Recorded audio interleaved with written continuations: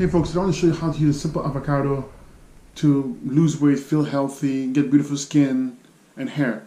So basically avocado is a very good fruit and it has a lot of good fats for you. The best way to eat it and to get the best health benefits is to have fruits in breakfast, fruits for lunch, and at night have an avocado salad. So basically you just take avocado, I usually take about two, cut it up, put it onto a plate, put some spices on it, and some Tabasco hot sauce, and just eat that. That's it. So you have breakfast, fruits, lunch, fruits, dinner, avocados. If you do this for a week, 2 or 3, you're gonna see your skin getting amazing, your hair amazing. You're gonna drop a lot of weight. You're gonna feel fantastic, and it's actually be a perfect way to grow your hair healthier.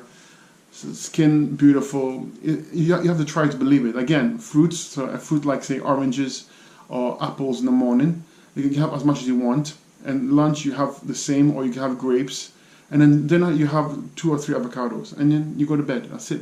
You keep on doing that for a week or 2, and watch how amazing you feel. Watch how your body thanks you for it.